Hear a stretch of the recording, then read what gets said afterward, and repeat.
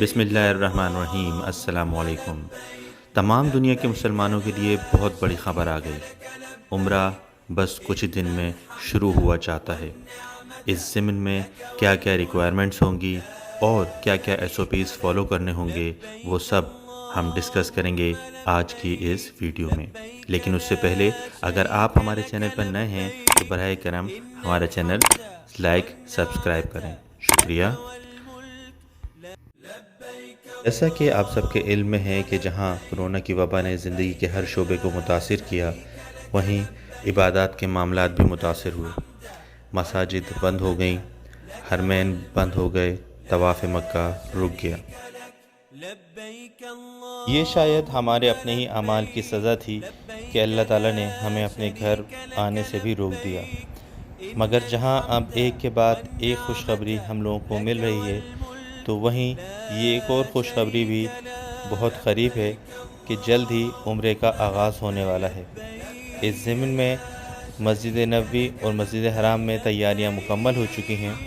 یکم محرم کو مسجد نبوی میں نئے قالین بچھائے گئے اور حفاظتی اقدامات کیے گئے۔ اسی طرح مسجد حرام میں عمرے کی تیاریاں شروع ہو چکی ہیں، قالین بچھ چکے ہیں، حفاظتی نشانات لگ چکے ہیں۔ کچھ ہی دنوں میں آپ کو یہ خوشخبری سننے کو مل جائے گی کہ عمرہ عام لوگوں کے لیے کھول دیا گیا ہے۔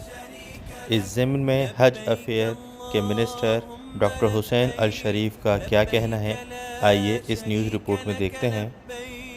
سعودیہ سے شائع ہونے والے ایک مشہور اخبار میں شائع ہونے والی خبر کے مطابق منسٹری آف حج و عمرہ کے مشیر ڈاکٹر حسین الشریف نے کہا ہے کہ عمرے کی تیاریاں شروع کر دی گئی ہیں اور یہ عمرہ انہی SOPs کے تحت کیا جائے گا جس سے اس سال 2020 میں کامیاب حج ادا کیا گیا اور جسے ساری دنیا نے سراہا۔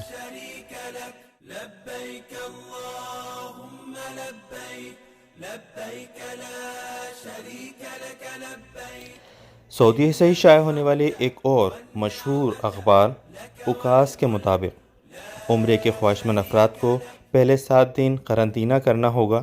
عمرے کے دوران فیس ماسک لازمی ہوگا، سماجی فاصلے کا خیال رکھنا ہوگا اور منسٹری کی ان تمام SOPs کو فالو کرنا ہوگا جو حج کے دوران وضع کی گئی تھیں۔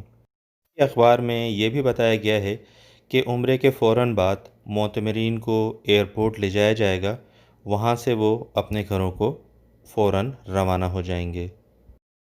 ممکنہ طور پر آب زمزم کی فراہمی بھی معطل ہوگی اور اس اقدام کو باہر لگنے والے رش سے بچنے کے لیے غالباً کیا گیا ہے۔ آج کی اس خوشخبری کے بعد دل کو بہت اطمینان حاصل ہوا کہ بہت جلد اب ہم سب عمرے کی سعادت حاصل کر سکیں گے اور اللہ پاک کے گھر میں حاضر ہو کر اپنی دعائیں مانگ سکیں گے۔ اللہ تعالیٰ ہم سب کو عمرہ ادا کرنے کی، بار بار حج کرنے کی اور اپنے پیارے نبی کے روضہ پاک پہ حاضری کی توفیق عطا فرمائے۔ آمین۔ السلام علیکم ورحمۃ اللہ وبرکاتہ۔